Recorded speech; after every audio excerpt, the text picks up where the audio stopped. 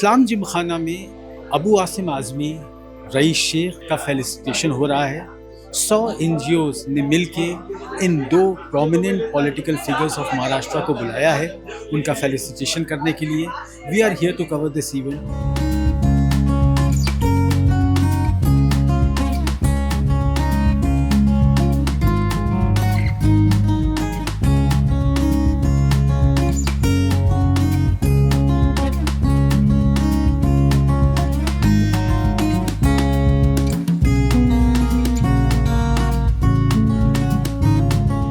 Sir, hearty congratulations on the facilitation. Thank you. How far do you think NGOs have a role to play in upliftment of class and society? NGOs have a very vital role. Of course, they are the backbone. The non-government organizations are, people who connect without any political motive. They support. There are so many NGOs who have come and they work in different fields. So definitely NGOs have a very important role.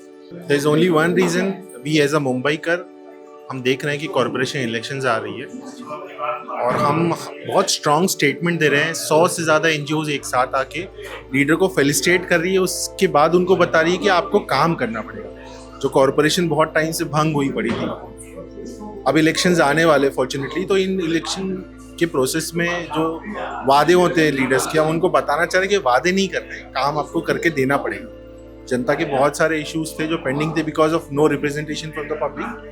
So they'll have to now work for the public. That's the only reason why we have called and felicitated them. So we thought now we will support ऐसे लोगों को करेंगे जो बोलते हैं, सही में बोलते हैं, जिनको डर नहीं है।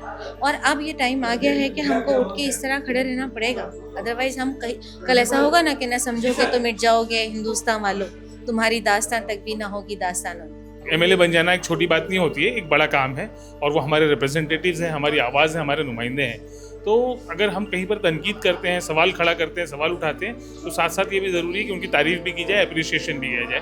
और बहुत ज़्यादा एनजीओज़ का वो लोग पावर तो उनका ही है। ये एनजीओज़ जो है बगैर किसी उसके फ़ायदे के लोगों का काम करते हैं। इनको कोई वोट नहीं चाहिए, इनका पावर बहुत ज़्यादा है। मैं बधाई देता हूँ कि आज 100 एम्पायर एनजीओज़ आकर फेलिसिटेशन कर रहे हैं, तो उनका बहुत शुक्रिया अदा करता हूँ। The kind of a current political gamut. When you see things, how does an NGO contribute in upliftment of society and class? In a great way. Government cannot do everything. That's why non-government organizations are there. It is a very big contribution that they make. NGOs का role हमेशा से बहुत important रहा है। NGOs हम बोलते हैं कि इसको नॉन गवर्नमेंटल ऑर्गेनाइजेशन, गवर्नमेंट के जो स्कीम या फिर पब्लिक वेलफेयर के लिए कहीं पर अगर गवर्नमेंट कम पड़ जाए तो वहाँ पर एनजीओ खड़ी है। यहाँ पर गवर्नमेंट को सपोर्ट करना है, साथ में मिलकर कोलैबोरेटिव वर्क करना है कम्युनिटी वेलफेयर के लिए, इर्रेस्पेक्टिव ऑफ ऑल कम्युनिटी, तो वहाँ पर एनजीओज़ खड़ी है। अलग अलग फील्ड में एनजीओज़ काम कर रहे थे। एनजीओज़ के बिना सोशल वेलफेयर के काम को हम लोग ना, मतलब इनकम्प्लीट ही रह जाएगा वो, उसको हम लोग कंप्लीट बोल ही नहीं सकते। They are the silent soldiers, work on humanity.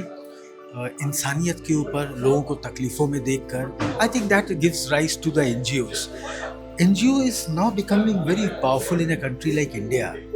What do you think कि इसका फ्यूचर है आगे? क्या ये in sync with the present government हो सकता है? कुछ एक साइड बाय साइड जिसको कहते हैं, I might be wrong technically.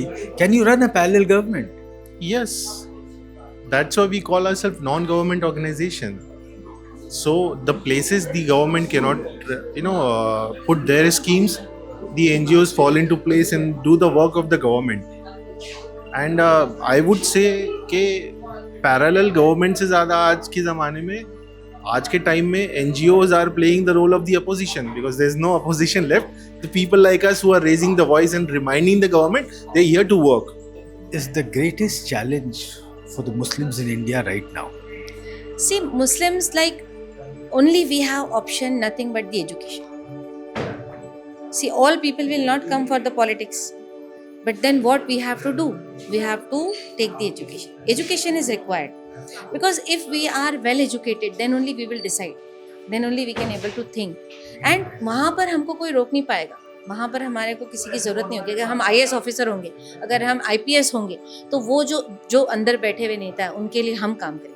तब हमारे उनको सुनना होगा। तो हमको IAS ऑफिसर, IPS निकालना है, इंजीनियर्स बनाना है, डॉक्टर बनाना है। और आज ये टाइम आ गया हमारे इंडिया पे कि हमारे मुसलमानों को नन अदर देन दैट के एजुकेशन इज द ओनली की। आपकी स्पीच सुनी, बड़ी मायूस लगे आपको लगा कि आप बहुत अकेले पड़ गए हैं कहीं ना कहीं। You have been doing your job on a very regular basis, 5-5 दफ़ा से आप चुन के आए, लेकिन कहीं ना कहीं से एक आपके अंदर एक हिडन फ्रस्ट्रेशन दिखता है आपकी बातों से, आपके नैरेटिव में, और कहीं ना कहीं एक लोनलीनेस लग रही है आपकी। मायूसी इसी बात की है कि लोग जो है पॉलिटिक्स को बिजनेस बना लिया लोगों ने, और लोगों का कमिटमेंट जो है अपने नेशन के तई, अपने कम्युनिटी के तई, वो ख़त्म होता जा रहा है। पार्टी शुरू किया था, 4 MLA लाया, 22 नगर सेवक आए, 2 आए, फिर 3 आए, फिर 2 आए। मतलब क्या लोग जो है ना, लोग सेल्फिश हो गए हैं। मैं इसी बात को कहना चाहता हूँ, मुझे जो अफसोस इस बात का है कि लोग सेल्फिश हो गए हैं। लोग जो है इस पॉलिटिक्स को कारोबार बना लेते हैं, कोई आइडियोलॉजी कोई नहीं है। आज आदमी कांग्रेस में है, कल नहीं मिला तो बीजेपी में चला गया, जिसके खिलाफ था कम लोगों के साथ चला जाता है। अब जैसे MIM की आपने बात करी, असदुद्दीन ओवैसी साहब की, हर जगह जाके डैमेज कर देते हैं, जैसा कि आपने कहा। इनके लिए क्या मैसेज है, ये क्या करें, क्योंकि इनको भी तो अपनी गाड़ी चलानी है। नहीं, गाड़ी चलाए ना भाई, मैं उनको कंडेम नहीं कर रहा हूँ, लेकिन मैं कह रहा हूँ कि पहले जहाँ पे हैं, जहाँ उनकी पार्टी है 100 साल से, वहाँ बढ़ाएं थोड़ा सा। हर जगह जाने के बाद थोड़े वोट लेकर जब हार जाते हैं लोग, तो उससे दिक्कत होती है। पूरे देश में क्या जरूरत जाने लड़ने की है। मुस्लिम लीग भी एक पार्टी है जो उनसे बड़ी पार्टी है, उससे ज़्यादा MP हैं, उससे ज़्यादा MLA हैं, लेकिन मुस्लिम लीग तो केरल में आगे तो नहीं जा रही है। दूसरी पार्टी एक आसाम में भी है, बदरुद्दीन अजमल साहब की, उनके पास MLA हैं बहुत, उनके पास MP हैं, लेकिन वो तो पूरे देश में नहीं घूम रहे हैं। तो कम से कम इस बात को देखना कि कहीं मेरे जाने से, थोड़े वोट कटने से फिरका परस्तों को फ़ायदा तो नहीं होता है। इस चीज़ को माइंड में रखना ज़रूरी है, क्योंकि अगर आप कमदल के खिलाफ हैं, सांप्रदायिकता के खिलाफ हैं, तो आपको इन बातों को थोड़ा सा सोचना चाहिए।